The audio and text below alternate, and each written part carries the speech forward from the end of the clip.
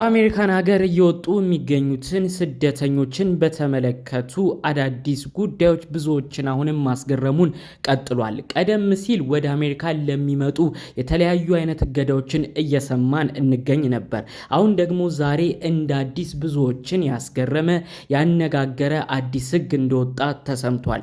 ይኸውም አሜሪካን ሀገር የሚኖሩ የተለያዩ ስደተኞች በተለይ ወረቀት የሌላቸው መኖሪያ ፍቃዳቸው ያለቀ በአሜሪካን ሀገር ውስጥም ህገወጥ ሆነው ነው እየኖሩ ያሉት ተብለው ስለሚታሰቡ ሰዎች እንዲሁም ከተለያዩ ወንጀሎች ጋር ንክኪ አላቸው ከሀገራችን መውጣት አለባቸው ተብለው ስለሚፈለጉም ሰዎች አጠቃላይ አዳዲስ መረጃዎች ተሰምተዋል። ይህን ጉዳይ በተመለከተ ነው እንግዲህ በግፍ የሚቆጠሩ ብዙ ስደተኞች ከየቤታቸው እየተለቀሙ ወደ መጡበት ሀገር እንዲመለሱ እንደሚደረግም ጭምር መረጃው አብሮ የተሰማው። ከዚህ ጉዳይ ጋር የተያዙ ታዲያ አዳዲስ ወሳኝ መረጃዎች የምናስተላልፍላችሁ አሉ። ይህ በየቤቱ የሚፈትሹ ግለሰቦችን በተመለከተም ስለተሰጣቸው ልዩ ፍቃድና ልዩ ትዕዛዝም እናስደምጣችኋለን። በሌላ በኩል በጉጉት ስትጠባበቁ የነበራችሁ የተለያዩ የኢሚግራንት ቪዛን አመልክታችሁ ከሰሞኑ ቪዛ ለመጠየቅ ኤምባሲ ቀጠሮ ስትጠብቁ የነበራችሁ ኤምባሲ ያስቀጠራችሁ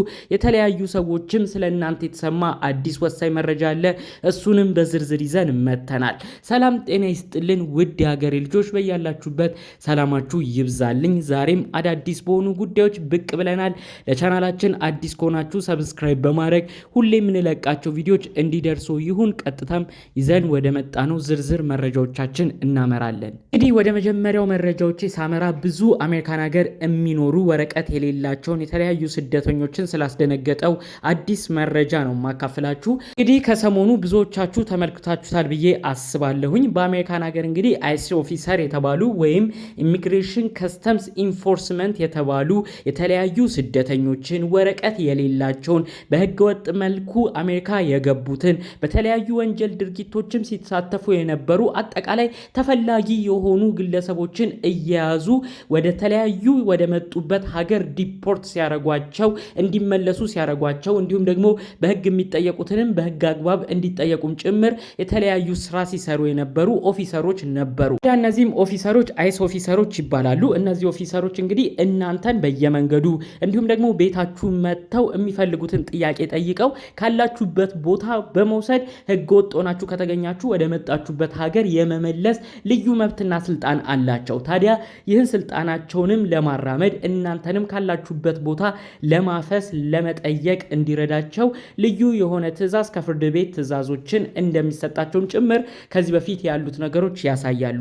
ነገር ግን አሁን እነዚህ ኦፊሰሮች እነዚህ ጠያቂ ኦፊሰሮች ምንም አይነት ትዕዛዝን ከፍርድ ቤት ሳይቀበሉ ማንኛውንም አይነት ሰው ከተጠራጠሩ እንዲሁም ደግሞ በህገወጥ ድርጊት ተገኝቷል ብለውም ካሰቡ ማንንም ሰው በመንገድ አስቆመው የመጠየቅ መብት እንዳላቸው እንዲሁም ደግሞ በመኖሪያ ቤትም ሄደው ያለ ፍርድ ቤት ትዕዛዝ የትኛውም መኖሪያ ቤት ገብተው መፈተሽ ያንን ሰው መጠየቅ እንዲችሉም ጭምር ነው ልዩ ስልጣን የተሰጣቸው ማለት ነው። ታዲያ እንግዲህ በዚህ ሁኔታ ብዙዎች ተደናግጠዋል ማለት ነው። አይሲ ኦፊሰሮች እንግዲህ በዋነኝነት እነማንን ነው የሚያሳድዱት እነማንን ነው የሚይዙት የሚለውን እንግዲህ ለማየት ያህል ነጥብ አድርጌ ዋነኞቹን ለእናንተ መረጃውን ላካፍላችሁ። አንድ ሰው እንግዲህ አሜሪካን ሀገር ነን ኢሚግራንት ቪዛን አመልክቶ በጉብኝት በትምህርት ወይም ለስራ አሜሪካን ሀገር ሊያቀና ይችላል። ታዲያ አሜሪካን ሀገር የሚያቀነውም ጊዜያዊ ቪዛ ተመቶለት ነው። ታዲያ ጉብኝቱን አጠናቆ ወይም ትምህርቱንም ጨርሶ የንግድ ስራውንም ጨርሶ ወደ ሀገሩ ወደ መጣበት ሀገር መመለስ እያለበት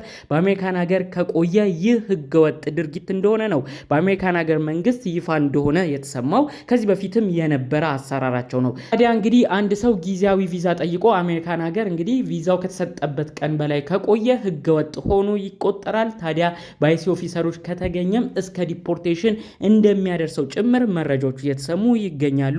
በሌላ በኩል ደግሞ እንግዲህ ለግሪን ካርድ ሲባል ፌክ ሜሬጅ ላይ ያተኮሩ እንዲሁም ደግሞ የተለያዩ የማጭበርበር ዶክመንቴሽኖችን ተጠቅመው ወደ አሜሪካን ሀገር የገቡ በሌላ በኩል ደግሞ በተለያዩ ወንጀል ድርጊቶች ላይም የተሳተፉ ሰዎች አጠቃላይ እንግዲህ አሜሪካንና የአሜሪካን መንግስትን ችግር ላይ ይጥላሉ፣ የህዝቦቿንም ህልውና ደህንነትም መጥፎ ነገር ላይ ይጥላሉ ተብለው የተጠረጠሩ ግለሰቦች በሙሉ ከአሜሪካን ሀገር እንግዲህ በአይሲ ኦፊሰሮች እንደሚወጡ ዲፖርት እንደሚደረጉም ጭምር ነው መረጃዎቹ የተሰሙት ማለት ነው። እንግዲህ እነዚህ አይሲ ኦፊሰሮች ይህን ተግባር ሲፈጽሙ አሜሪካን ከዚህ በፊት እንደነበራት ሰላሟን እናስከብራለን ሜክ አሜሪካ ሴፍ አጌን የሚለውን እንግዲህ መፈክርም ይዘው እንደተነሱም ጭምር ነው መረጃዎቹ እያሳዩ የሚገኘው ማለት ነው። ሌላ በኩል እንግዲህ ከስደተኞች የጉዞ እገዳ ጋር በተያያዘ አሜሪካን ሀገር ከተሰማው ሰሞነኛም ጉዳይ ጋር በተያያዘ ብዙዎች የተደናገጡበት አንድ ሁኔታም ነበር። በዚሁ ሳምንታት ውስጥ ከ75 በላይ ከሚሆኑ ሀገራቶች እንግዲህ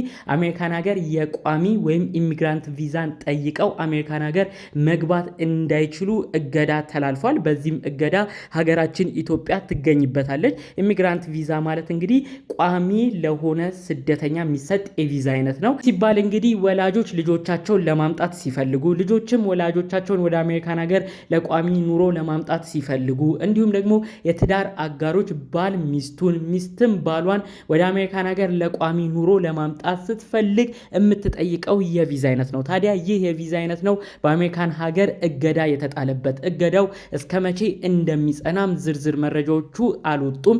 ነገር ግን ኢፌክቲቭ ዴቱ ጃንዋሪ 21 2026 እንደነበር ተሰምቷል። ከዚህ ጉዳይ ጋር ተያይዞ ታዲያ በጃንዋሪ 21 እንዲሁም በዚህ ሰሞነኛ ቀናቶች ላይ የቪዛ ጥየቃ የቪዛ ኢንተርቪው የነበራቸው ግለሰቦች ብዙ ጥያቄን ሲጠይቁ ነበር። ተከትሎ ነው እንግዲህ ከሰሞነኛው ለታገደው ይህ ኢሚግራንት ቪዛ አመልካቾች በተመለከተ ኤምባሲ ሲገቡ ምን እየተባሉ እንዳሉ መረጃው የተሰማው። ታዲያ እንግዲህ የቪዛ ኦፊሰሮች እያሉ ያሉት አድሚኒስትሬቲቭ ፕሮሰሲንግ የሚባለው ስቴጅ ላይ እያስገቧቸው እንደሆነ ነው መረጃው የተሰማው። ጃንዋሪ 21 ላይም ቀጠሮ ኖሯቸው በኢሚግራንት ቪዛ አሜሪካን ኤምባሲ ቀርበው ቪዛቸውን የጠየቁ ሰዎች ነበሩ። ታዲያ ኦፊሰሮች ያሉት አድሚኒስትሬቲቭ ፕሮሰሲንግ ላይ እንደሆኑ ነው ገልጸው የተናገሩት።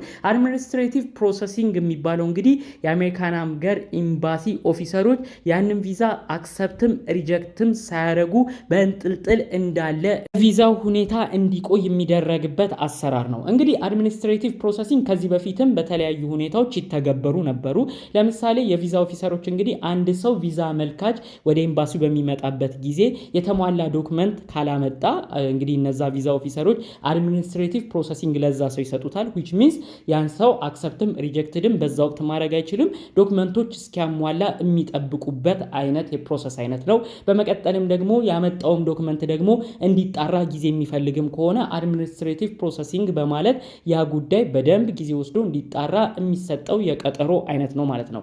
ታዲያ እንግዲህ እነዚህን ከዚህ በፊት የሚጠቀሙባቸውን የፕሮሰሲንግ አይነቶች በመጠቀም ነው የአሜሪካን ሀገር ኤምባሲ ቪዛ ኦፊሰሮች ይህንን ነገር ከሰሞኑ ተግባራዊ እያደረጉ የሚገኘው። ይኸውም እንግዲህ አሜሪካን ሀገር መንግስት ያወጣውን የጉዞ እገዳ በተመለከተ ነው።